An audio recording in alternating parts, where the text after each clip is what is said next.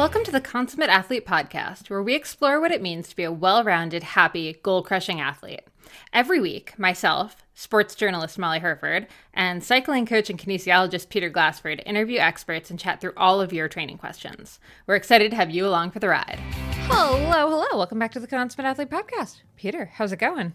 It's going well. We have races on the calendar, and so I was going to ask you today, how are you feeling with this upcoming race? We're going to Mid-South as the first race of the year for both of us. You're gonna do the run, and I'm going to do the bike. And yeah, how are you doing? You're cross-country skiing a lot. How are you feeling as far as the preparation? Yeah, I guess, when this goes live, we'll be like just a month out. So yeah, I think good, but it's funny. I was talking to someone about this the other day, and I was saying, they're asking like what was coming up or whatever, and it was sort of someone outside of the sports sphere, and I was saying, this is it's only a 50K, so I'm actually quite nervous. And they're like, sorry, two problems there. One, only a 50K, and then two, like, why would that make you more nervous if it seems like the shorter race? And I was like, it's going to be fast. I haven't done a shorter effort like this in a really long time. And yes, it's unhinged that in the world of ultra endurance, a 50K counts as a fast, short effort, but it does, at least in my book. So I'm a little nervous. I mean, I feel strong. I feel like skiing and running, doing kind of the brick of them, has been going really well. So I'm feeling good, but the pacing of it's going to be really interesting because it's been a while since I have had to kind of push like this. Sure. Now, do you think you'll do more treadmill work coming up or no? Well, we'll see how the snow is shifting and how much I can do outside. Yeah, hopefully it's been very cold and icy, so it's not been super good. But hopefully, the roads get cleaned up for you so you can do a little bit.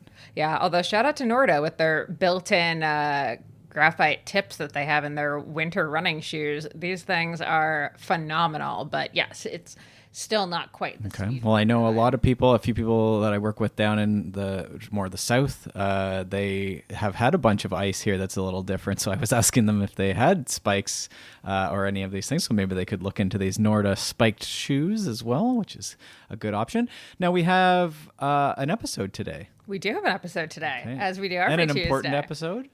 We have an interview today with our friend Laura Powers. She is a physiotherapist. She's been on the podcast before to talk about her. Was it year one? It might have been year one. Okay, so this might be the kickoff to our 10-year anniversary specials. Yeah. Okay, let's say that because then it's sort of done and we're started. It's true, yeah. Okay. Well, it's funny because I was looking at her bio and 11 years ago, back in 2011, she started Higher Function Physiotherapy. Now she runs Higher Function Women's Health here in Collingwood. She is a pelvic floor physiotherapist. And I think when we first had her on, she was really just starting focusing on pelvic floor therapy. It was really just becoming a big thing, really. I think that's right. Yeah, we both worked at Active Life here in Collingwood as a local gym. That's great. And so, Laura had been doing a bit of sort of personal training, I guess, but then also more standard or like what you think about when you think about physiotherapy. And then she was specialized, I think. I don't know if I'm misrepresenting that. She was starting to specialize in it. Now it's very much what she does. So we wanted to bring her back on because pelvic health is something that we don't really think about as being important for athletes.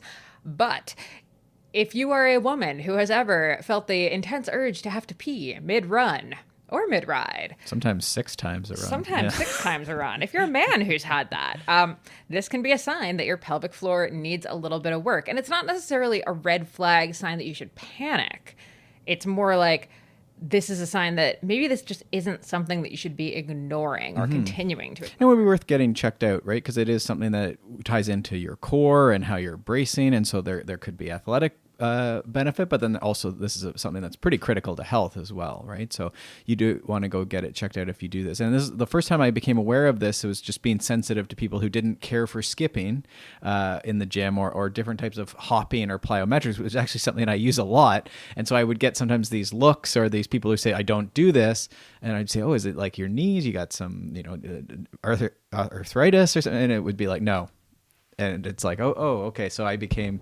It's like when men tell you they can't ride for 2 weeks. Just a couple weeks, just a minor surgical thing. Don't want to talk, nothing. So men don't like to talk about vasectomies. But in this case, yeah, it's understandable. It's a little sensitive. Like I sometimes pee when I jump or laugh or something like this, right? So these would be things that someone like Laura is very good at speaking towards, and then also helping you improve, if not overcome. Yeah, and it's such a fine line. The problem is a few years ago, I guess, pelvic health was becoming really popular. People were talking about the pelvic floor a lot.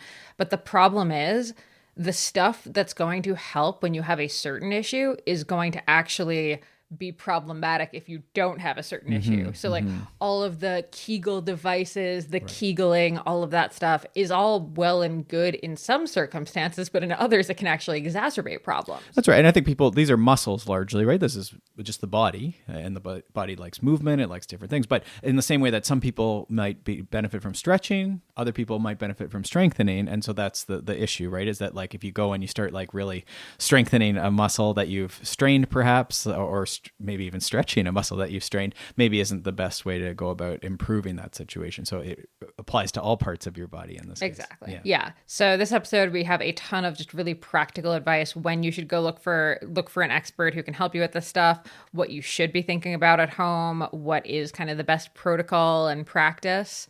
And I think there's just a ton of great takeaways in here. So, and not just for women, we do talk towards men's pelvic floor. You do in fact have a pelvic floor. So I think this is a really interesting episode for any athlete, especially as we get older and all of these things just become a little bit more not naturally kept up, we'll say.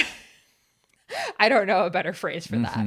It is funny, even though even interviewing her a decade later, right? We are hitting our 10-year anniversary at the podcast, and interviewing her as a woman in her late 30s versus a woman in her late 20s. Myself, she's also in that boat. Okay. But like we're both getting older and we've changed on things, right? Or the way we're looking at things or talking about things has changed. So I think it's a very fun episode from that standpoint. All right, without further ado, let's get into this conversation with Laura Powers. Laura Powers, you are back on the Consummate Athlete podcast. It has been a minute, so welcome back. Yeah, just a few. Yeah, thank you. I'm excited to be here. Yeah, so it's again, as I said, it's been a while since we had it on. I think it's been like a few years. And your expertise is in pelvic health. And at first glance, I can see a lot of athletes being like, "Oh, this doesn't apply to me," or like, "This doesn't matter for my sport." But let's maybe re-educate the people who missed you on the first original episode you were on and talk about why is this important for athletes? Why are we talking about this? Absolutely. And even over this time frame, I would say a lot of research has been emerging, especially for female athletes. I would say or have been saying that this is a pretty good time to be a female athlete. I mean, to all those amazing women that carved the way for us. There's a lot more research coming out specifically around women's pelvic health and women's health in general for athletes, which is amazing, and not to ignore the men in that as well. It's constantly emerging, which is great. So hopefully can provide a bit of an update and a refresh on some of the new pieces that have come out. Yeah. I love it. And okay, let's also maybe just define pelvic health. What do we talk about when we talk about pelvic health? Yeah, definitely. So the scope of what we practice or can treat is really quite broad. So pelvic health is primarily sort of a division of physiotherapy, sort of a specialty. We can't technically say specialty unless you are a specialist, but it is a branch off of physiotherapy where we deal with anything relating to bladder issues, bowel issues, pain relating to pelvis, and even maybe into the abdomen, prolapse issues, the scope of bowel issues, as I said, of, the spectrum in that, it's really quite broad of what we treat. And so, in my practice, I'll see patients through a wide range of ages, demographics, because it really does potentially affect everybody for different reasons. So we integrate some of our physiotherapy skills, but then there's obviously been lots of continuing education around special skill sets to help treat some of these issues. Yeah. Interesting. And I think we talked about this in the first episode, but let's also maybe just quickly touch on what exactly it looks like when someone comes in for pelvic health, because it's intimidating. Let's just be clear. It can be. It doesn't need to be. And I think, one of the things I really try to strive for is to making patients feel really comfortable because, it's interesting to hear patients come in and they're a little bit bashful, embarrassed about some of the conversations around pooing and peeing and their parts, etc. But this is what I talk about all day, every day. So, I mean, it runs very similar to a regular physiotherapy appointment in that we always go through a really thorough history taking to really get a full picture of what's, the history around these symptoms, what's lifestyle factors, what's training factors, have you had babies, what does that whole spectrum look like? And we really try to take a whole body approach to it as well when we're considering not just the physical body, but all those other factors that could possibly be influencing symptoms as well. And then, much like physiotherapy, if you've had that, and I'm sure most athletes have at some point, we're going through some physical assessment, and the external assessment is super important. So, looking at your back and your posture and your hips and core and breath and mechanics of maybe running, jumping. But then the part that gets people is the fact that we can do an internal exam. So, either a vaginal or a rectal exam, which then allows us to more directly palpate those muscles within the pelvic floor, and see how they're actually working or feel how they're actually working. So that's the part that often can make people a bit intimidated about what we do. But we also have a lot of options available that if patients are like, I don't want an internal, that's okay too. We can palpate externally. We can do visualization. We have some other cues from how the tailbone moves, like that we can palpate the tailbone, your coccyx, and get an indication if your pelvic floor is contracting or relaxing. Can you stop midstream pee? So there's lots of these other indicators that we can kind of gauge to see how that pelvic floor is working if patients are really not wanting the internal exam. So that shouldn't be a barrier to seeing a pelvic health physio because, again, we can just sometimes bring that whole other layer that often gets missed in kind of quote regular physio. And that would even be like for chronic hip pain, chronic back pain, where the pelvic Ooh. floor maybe gets missed too. Yeah. So for anyone that has this sort of long-standing back pain, hip pain that's not been resolving through traditional physio or other allied health treatments, sometimes looking at these other pelvic floor factors and maybe assessing the pelvic floor could be a place of it. So again, like we really need to look at the whole body, and the pelvic floor is a part of it, and the internal is another small part of that. Yeah. Oh, that's so interesting. And it's funny, I was just about to ask. I wasn't going to say the back and hips. I was actually Mm. thinking, as you mentioned, we're talking about pooping and peeing and like, oh Hmm. my gosh, Hmm. that's awkward and uncomfortable. It also Yeah. occurs to me, could digestive issues even be Hmm. somewhat pelvic floor related?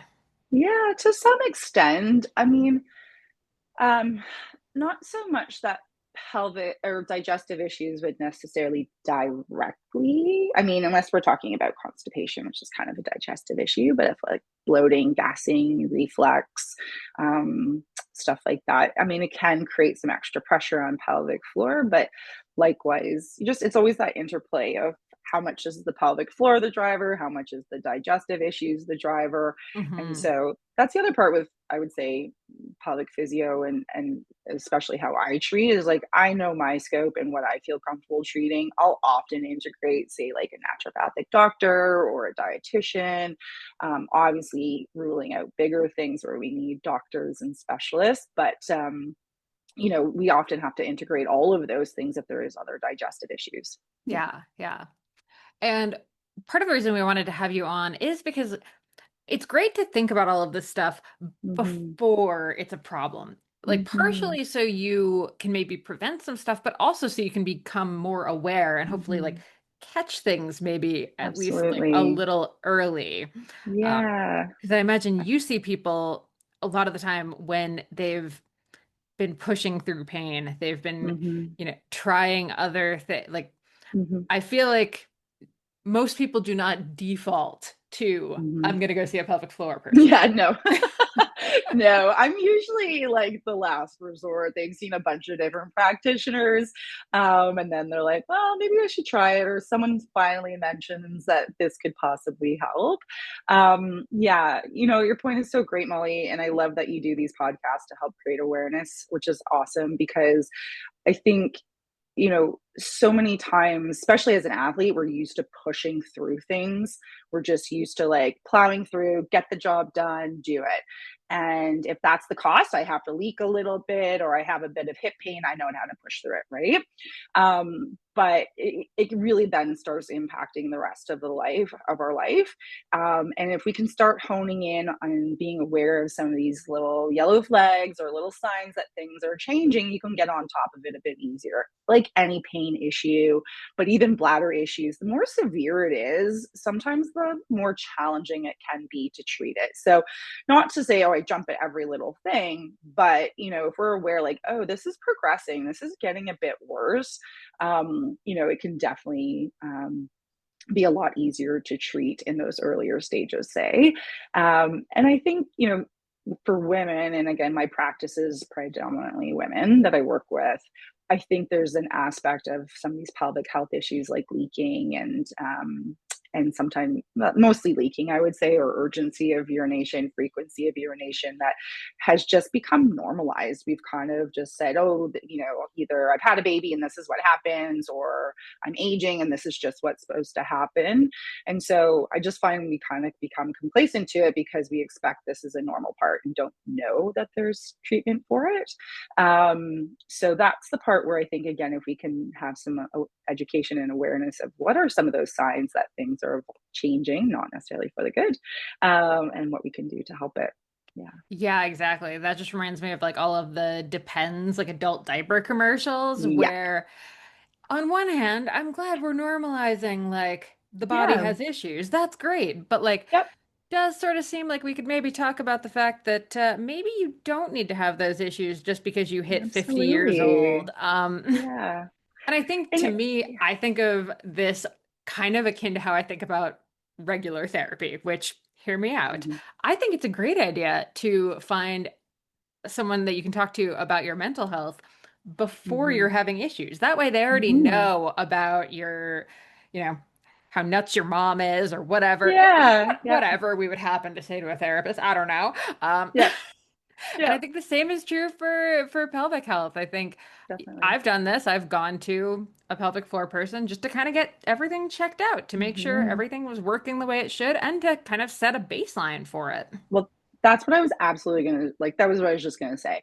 You know, again, I'm obviously a little bit biased. Everyone should go see a pelvic physio, but no, not necessarily. But if you're starting to be aware of those changes, or just wanting to be more proactive, exactly to your point, it really does give a baseline. Because sometimes patients come in to see me, and I'm like, I don't really know how much it's changed, right? Like, if patients have had babies, I don't know really what it was like before a baby. I don't know how much weaker you've gotten, etc. So it does help to create a bit of a baseline. And again, our goal isn't to make something out of it if you don't have any issues. We're just, again, maybe gathering some information. So, yes, I do think that having that baseline can be really helpful. Yeah. And okay, we talked about the internal exam side of things and how that Hmm. doesn't need to be a major part. And I think this is Hmm. where I also wanted to add the PSA that like everything we're talking about, yes, you and I are talking about it through the lens of women because that's Mm. obviously kind of both of our Yeah. more our slant. But Yeah.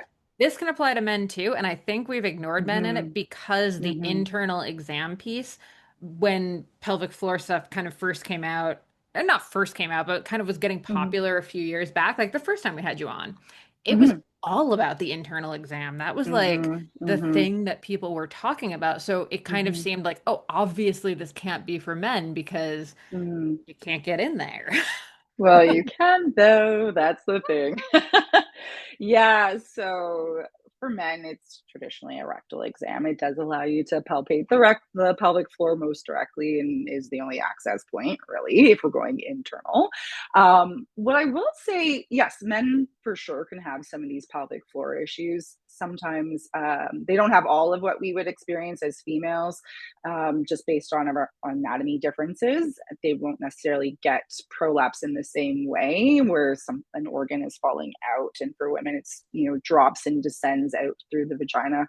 due to some lack of support. So that's a little bit harder for men, obviously, to have. So they don't really have that full spectrum of prolapse issues, but they definitely have bladder issues. They have pelvic pain, especially cyclists that spend a lot of time on the saddle, where some of those nerves within the pelvis get compressed and the pelvic floor gets a little more tense and tight.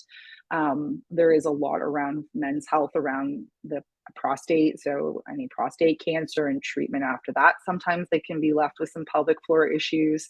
They get the digestive issues. There could be the constipation. They also have the frequency, urgency. Just their drivers are a little bit different than for females because of sometimes the hormonal aspect, the birthing history, the anatomy, etc.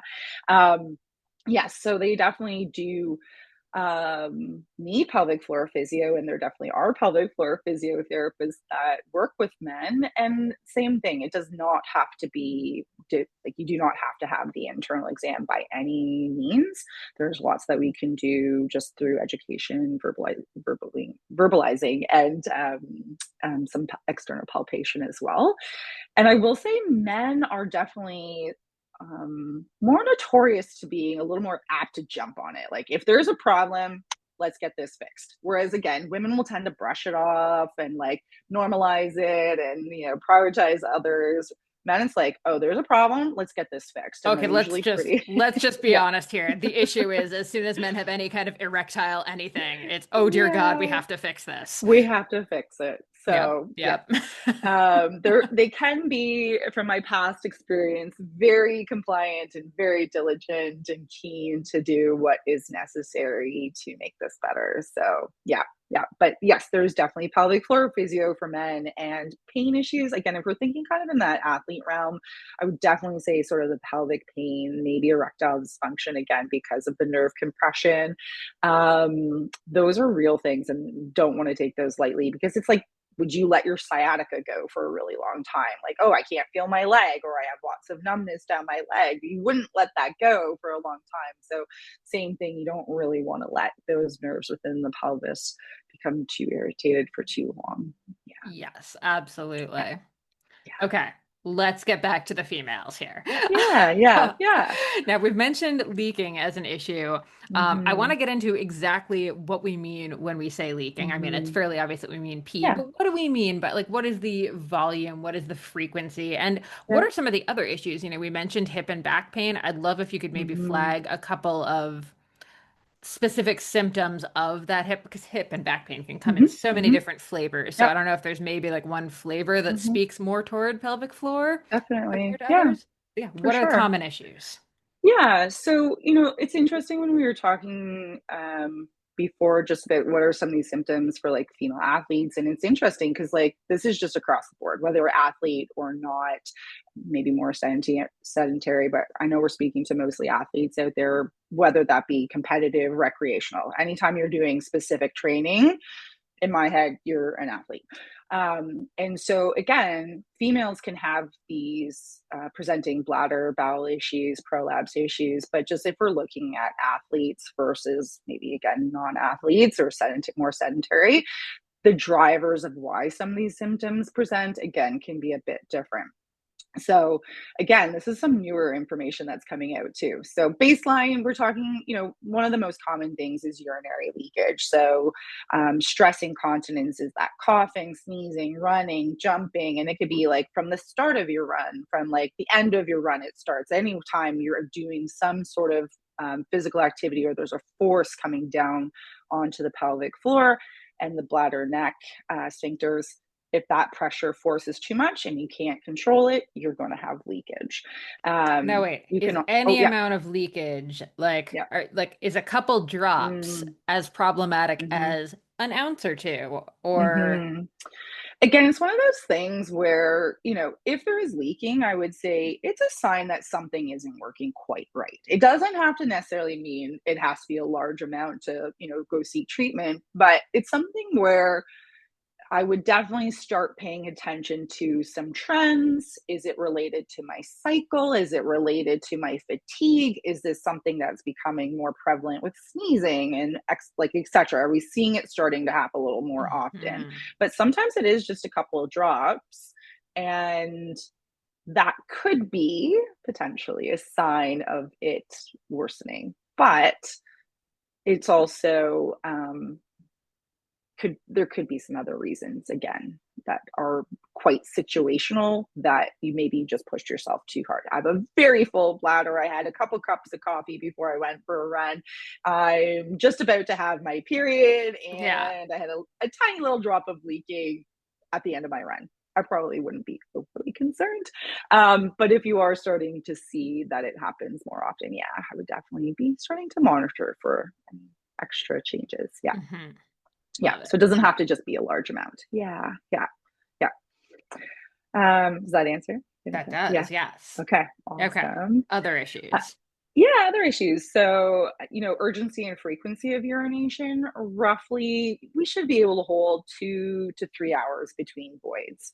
Sometimes I've read 3 to 4, and this is obviously very much dependent on overall fluid volume. Some people drink excessive amounts of fluid and would be voiding, like a 2 hour would be a big stretch. Or really drink a whole lot, and you should be able to hold kind of 3 4 hours, say. So if you're finding that that frequency is becoming shorter between times that you can hold, or we're starting to get these really sudden urges. So I finish a hike and I get to my car, like driving home, and as I pull into the driveway, oh my gosh, I get this like intense urge that I have to pee right now, or intense urge to pee with running water. Could be different scenarios. Ooh. But that sort of sense of urgency that starts becoming not necessarily just because you have a full bladder. That should be there because our body is has a full bladder. Our body's telling us we need to pee. I feel a sense of urge. But if that urgency is coming in different situations when you just peed not too long ago, it can be a sign, like, again, maybe something's driving that. So Okay, now what would be yeah. driving that? Like, is that things are Mm-hmm. tight? Is that things are loose? Mm-hmm. Things are Yeah. askew? I don't know. Absolutely. So sometimes that, I mean, again, it really becomes situational to the person. I need to consider, how old are they? Are they in perimenopause? Are they postmenopause? Have they had a baby? What's potentially some other factors that could be driving this? Typically, we would say that most urgency and frequency is more related to a tighter pelvic floor, and with a nervous system that's a little bit more sensitive or a little more upregulated, so that messaging that's being sent is like really loud when it shouldn't be. um, it could also be because of behavioral factors. I've just trained myself that every time I get close to my house, I know there's a toilet and I gotta go pee, and I go pee every time I walk right into the house. Your body will start sending those messages kind of sooner and louder. um, so again, typically more of a tighter pelvic floor, we would say, but sometimes prolapse, where say bladder has lost some support and is sitting a little bit lower, that could influence urgency and frequency sometimes, like with a change of position, or again, often that's a bit more of a weakness issue. So it really, that's where the assessment piece can be really important to consider, like these other variables that are maybe playing a role. But with urgency and frequency, without a doubt, the number one thing that I find patients tell me that is so helpful with some of this treatment is just starting to become aware of how they react to that urge. Like when they feel a sense of, like, I kind of feel like my bladder's full. Oh my God, yeah, no, I gotta go. I gotta go right now. Their ability to control that urge through like deep breathing, some distraction, a little mind Mm. over matter is so helpful, on top of being aware of their overall fluid intake and their habits around what they're drinking. So chugging fluid, I haven't drank, for an hour. I'm going to down this huge glass of water. Well, it just floods the bladder, makes it stretch very fast. And those stretch receptors don't want to stretch that fast in the bladder. They want to stretch slowly so that our brain can kind of send those little messages. And so, again, like these little lifestyle factors, some awareness of what our habits are and how we react are definitely, when it comes to urgency and frequency, one of the biggest things that women will tell me they find helpful with the treatment. And it's like I don't even have to touch them. It's just really, we talk about their habits and they can feel some improvement with it. Yeah. That's such a good one. And I can see that chugging also being a very athlete thing, right? Like you get in Mm-hmm. from a run, like I Mm-hmm. get in from a run. The first thing I do is usually chug a Yeah. entire like, pint glass of water Yeah. and then fill it Yeah. again and like start sipping it. Yeah. Um, and now that you say this is occurring to me that this is maybe not the most helpful thing that I'm doing. This is the weird thing about sports. And it's Yeah. funny because I talked to someone Yeah. about oral health for young athletes for an Hmm. article a couple weeks ago. And it's so funny when you realize like endurance Oh, sports are so good in so many ways for yeah. so many reasons, but they are atrocious for other things, Hmm. right? Yes. It's like, Yeah. oh, we're athletes, we're healthy. And then you're like, oh, no, this actually puts me Well, in some bad habits that aren't great for my oral this is, health or my pelvic yeah. health. Well, I think that's the big thing around some of these issues as an athlete. Again, we are deemed as being healthy and fit and strong. And when these little things pop up, it's like, oh, are they a sign of weakness? Am I doing Yeah, something wrong? I'm a bit embarrassed. Or like if you have a coach, like what does that mean for your training program if I have pain and I can't push through it? Or again, that leaking, like I'm not going to tell maybe a male coach about it, say, right? So I think it's yeah, especially in the athletic population, it can be kind of a challenging one to navigate on top of just life in general for women that are experiencing these issues. But yeah, I think that athletic world kind of can layer in some other factors. um, yeah, definitely. and just staying with the leaking piece, that is something that we're seeing in athletes, that particularly say like runners, where there is more impact. We're seeing this growing body of research of young female athletes, even before they've had babies, say like that young. There is this growing awareness and prevalence of young female athletes that leak during sport, and it can be pretty high. Like I've read even up to like 80% in impact sports. If you're a cyclist, might be a little bit different, just without that pounding and force. And it's interesting because, again, is it this thought of, oh my gosh, I'm weak and I need to strengthen more? But the research really shows that usually it's a tension issue. Usually there's either too much tension in the pelvic floor, or they're bracing too much through their abdomen and not allowing enough pressure sort of management. And the newer ones that have been coming out is their ability to absorb that ground reactive force. So like your heel strike landing, like how forceful, how well you absorb that force can be a big variable between athletes that leak Mhm. and not leak, regardless of pelvic floor strength. Yeah. So again, it's like, when to try and give blanket statements to do this, do that, can be really challenging because it's really, really dependent on the person, their Yeah. training, their age, have they had babies, all those variables that can play a role. So Yeah, yeah. absolutely.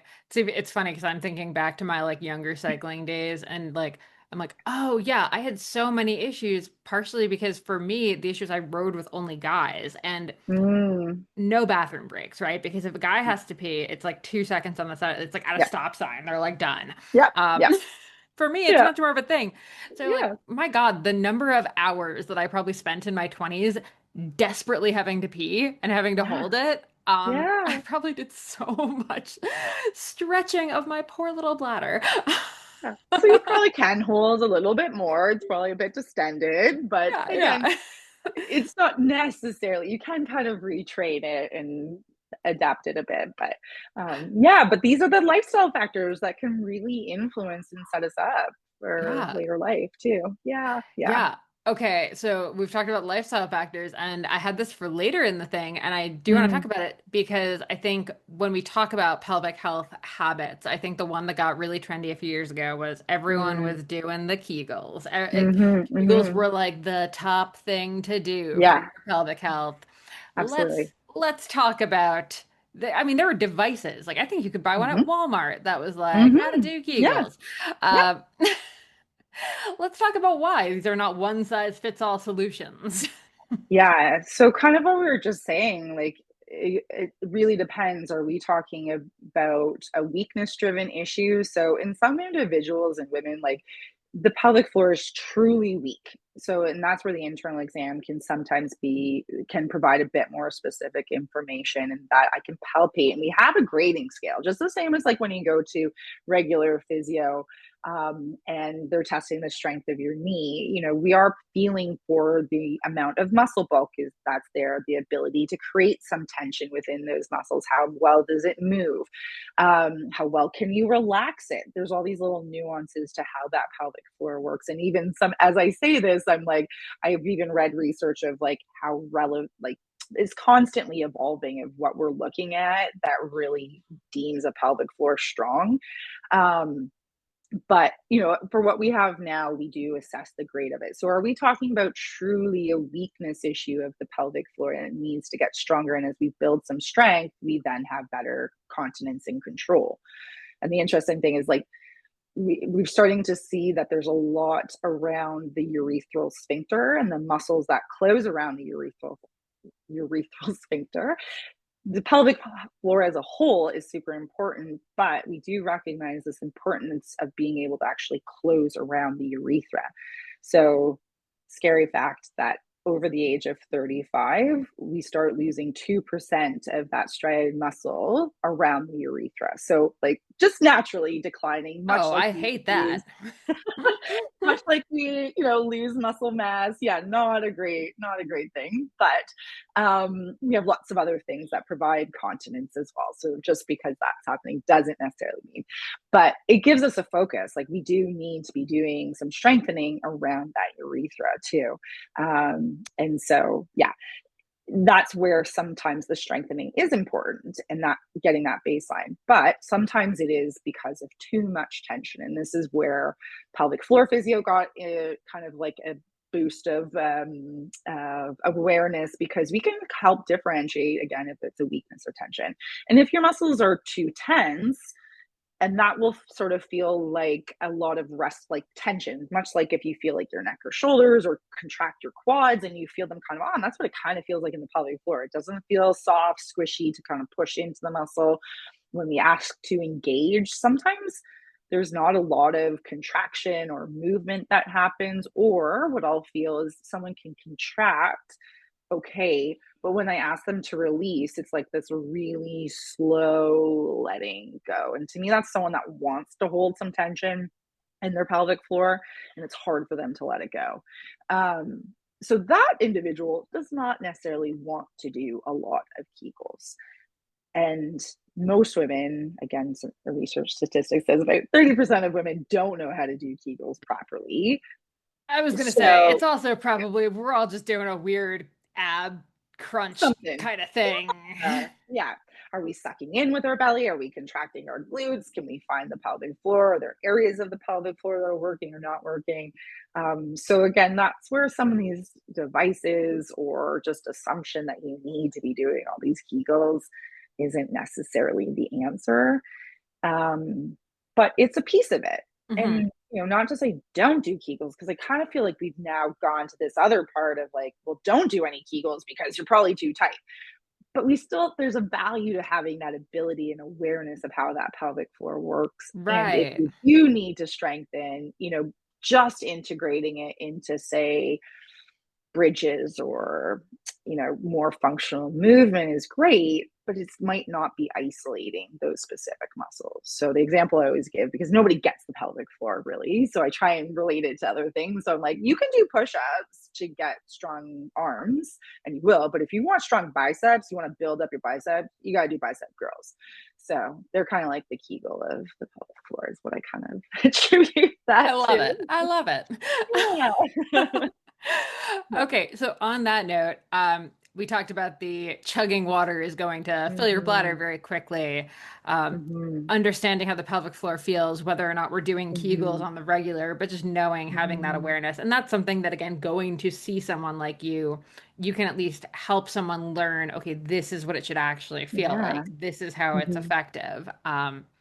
What are some other things that we can actually do to support our pelvic health? Like, what are some of these Yeah, lifestyle habits?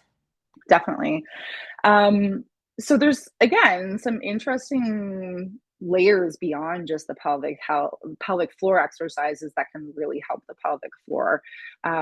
So there's been some interesting research coming out around hip mobility and hip strength, particularly like in perimenopause and menopausal women. Ooh. So in one of the research studies, and I'm terrible with names and dates, but these are reliable sources. They looked at women that had bladder issues, like leaking issues, and the difference between those individuals when pelvic floor strength was kind of deemed the same. They were all stronger pelvic floors. It was their weakness of hips and immobility of their hips that was more of the factor to their leaking issues. That was what was different between them. So we do see like having good extension, external rotation, internal rotation, super important, as well as that strength of your glute med, your glute max, your hip rotators can really help support that pelvic floor as well. And also not make the pelvic floor necessarily do all the work for that pelvic stability. So that would be a big one, is maintaining your hip strength and mobility, which as we age, we know they get tighter and harder to keep strong. The other part is having good bowels. It's kind of a random one out of there, but constipation really does stress the pelvic floor, can increase risk around prolapse. So again, losing some support around the organs, but also we see some research around constipation associated with urinary urgency. So just that fullness of the rectum can aggravate the bladder. So Makes sometimes sense. when we treat the constipation, we can see some improvement in the bladder. I really think it's important to be tracking our periods, because some hormonal issues, or again, sometimes just that fullness of the uterus just before we bleed, can sometimes cause some more bladder issues. And so if we can be more mindful of how our periods are working, it could maybe give us some highlights as to why we're feeling some of our symptoms. Say, like, I get this pelvic heaviness, but it's not consistent. I've had patients where I get them to track and they're like, oh my gosh, it's literally just before my period, or like the first couple of days. But to that, in your head, you just live with it, and it's here and Yeah. it's new and it's different. So tracking periods can be really helpful, and it's a good insight sometimes into our overall health, how our periods are working. Mm-hmm. Um, and I would say the other piece, and I know we kind of said we were going to go here at some point, it might be a good time, but like knowing those hormonal factors, perimenopause. Yep, that's where I was going Yeah, I next. was going to say, I feel like this was a Perfect. good Yep. segue. In terms of our pelvic health, the hormonal balances can be really important in supporting that. So in perimenopause and into menopause, when our estrogen starts declining, it can really affect that lower urinary tract, so the bladder and the urethra, as well as the vulva, vagina tissues. So Hmm. specifically around bladder issues, again, if that urethra sorry, if with that decline of estrogen, our cells are not as full and plump, and our collagen is changed, like a little less elastic, and that's why we get wrinkles and why our muscles are harder to grow, and all of those factors Hate all that of we this. see Hate it outside all. of our body, it can affect the tissue of the urethra, the cells. So when we plump those cells up with estrogen, it can create a better closure pressure for that urethra. And again, the example I like to give with this is a celery stalk. So if you take celery out of water, it's all like fluffy and doesn't have a lot of pressure in those cells. And you put a celery into water, those cells kind of expand and there's a little more integrity to those walls. So trying to visualize, what does it mean to plump and build, like improve that sort of tissue to help continence? That's kind of the best example that I have with it. Um, Also, like estrogen can also affect the bladder. So we'll see the bladder lining becomes more sensitive with the decline in estrogen, the compliance, so its ability to hold more and be stretchy and fill a bit more, changes as well with that decline.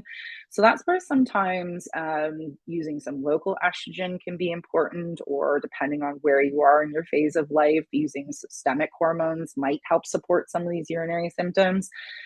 But that's out of my scope of practice as a physiotherapist. So I often work again with either family doctors, gynecologists, even some naturopathic doctors can prescribe.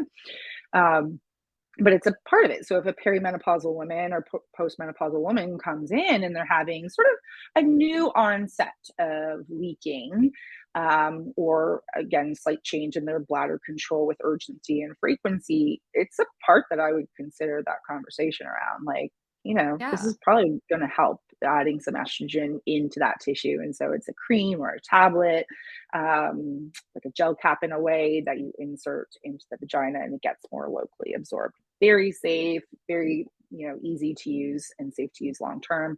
It can really help support that tissue quality. Hmm. Yeah.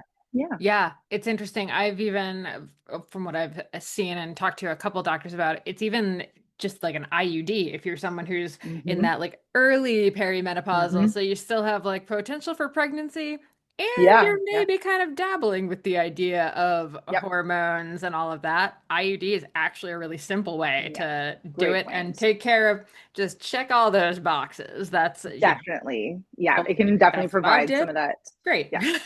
Yeah, yeah, it can provide that layer of support through, again, different types of IUDs. But yes, definitely some of that hormonal balancing can be helpful. I do still see some women maybe in that later perimenopause, or some women will use an IUD to kind of what they think is menopause, till 52, 53, 54. Maybe they're already postmenopause, they just don't actually know. They might still even need a little bit of estrogen into Hmm. the vagina too. Like, and that's, again, has to be at the discretion of the doctors, but I've seen those situations too. So Yeah. again, it's just being aware of like, what am I doing? What's changing? What do I feel comfortable living with, etc. Yeah. Yep. Yeah. Yeah. I personally am a fan of the IUD because it allows me to pretend that I'm not perimenopausal while gently Yeah. heading into that phase of life. Yes. Yeah, I know. I know. It can be so helpful. I'm like, Yeah. I hate that I'm now having this conversation from this I side know. of our age. I know. It's a real thing. And that's, I guess that's the other part that I think is relevant in all this too, Molly, as we talk about these issues that can present. It doesn't mean you are going to get all of them. Doesn't mean you're going to get any of them. I have some like 80-year-olds that come in that just start telling me that they feel like there's a dryness or, some bladder issues. So it doesn't necessarily mean, and I think that's what I don't like about some of the messaging that's been like infiltrating social media around perimenopause and menopause. It's a bit fear mongering. It's like, oh my God, this is going 100%. to happen to you. And I think we're missing the message of like, we just need to be aware that these can happen and that there's treatment available for it. But it does not mean you're going to get it all. And the other part is there are other reasons for some of these issues around perimenopause, that full spectrum of not just bladder issues, that you need to consider too. So don't necessarily just label it to hormones, but it has been a piece that's been really ignored. So I'm happy that information is out there. Absolutely, yeah. And I Mm-hmm, love mm-hmm. that a lot of the work you're doing now is not just on this like aging athlete, but you've also gone to the other end and you are working with more talking to young women, Mm-hmm. talking to even like going into classrooms and talking about this stuff, because I Yes. think it is Yeah. so important that Mm-hmm. if you know this stuff when you're 16, you Mm-hmm. have the tools, you have the resources, Mm-hmm. you can articulate what your Mm-hmm. issues are and know what to Yeah. look for. So you're not waiting until, yeah, you're miserable and Mm-hmm. trying to figure out your last resort situation here. Yeah, yeah. You'd be surprised. Like again, 70-year-old ladies that come in and I'm showing them the pelvic model for their anatomy, and they're like, "Oh my gosh, I had no idea." So like, and yeah, I just feel that we are doing, females and people in general, and we need this for boys and men as well, for their own health, like their own anatomy.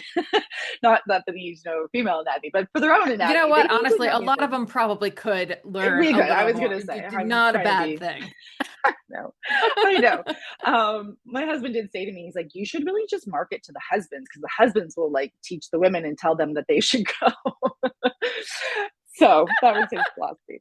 Um, but yeah, I think there's such an importance. And I, again, I appreciate all this work that we've been doing. And I think that there's been this real push around the prenatal and postnatal emphasis on addressing issues then, which is so great. I've definitely, I've been doing this just over 15 years now.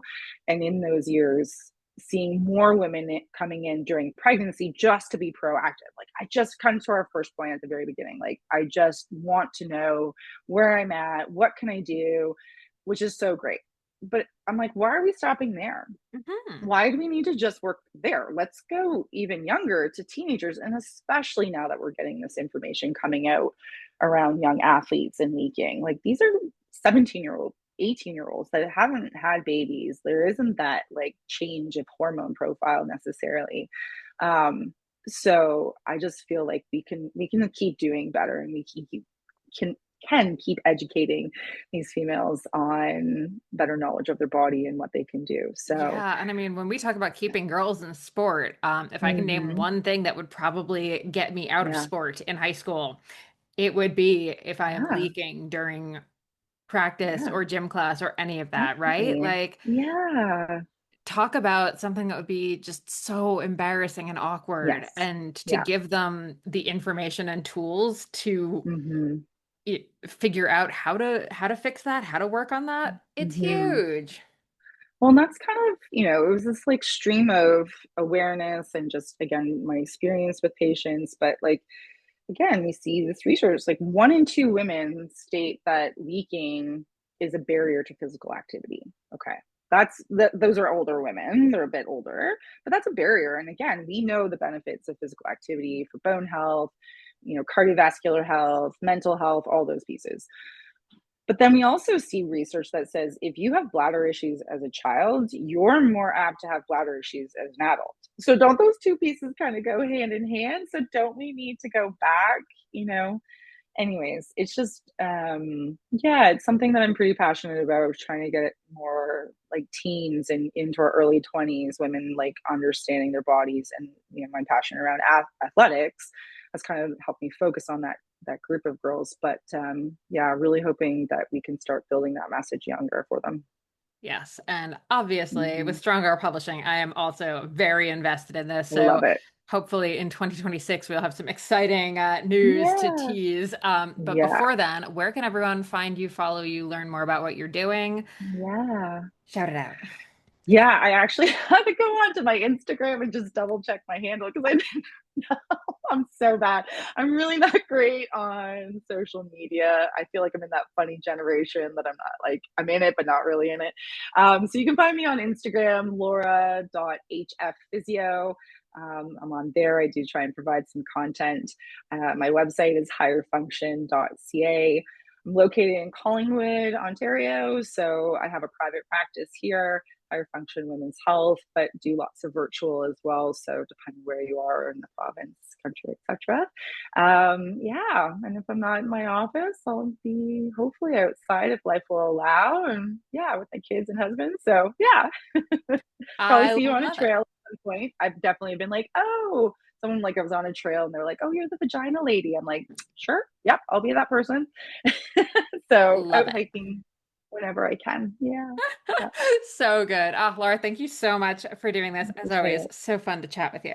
Yeah, thank you. I really appreciate it. I mean, all the work that you do to spread these good words and educate people in athletics and sport is so great. You do a good job. I love it. Ditto. Thank you. Thank you.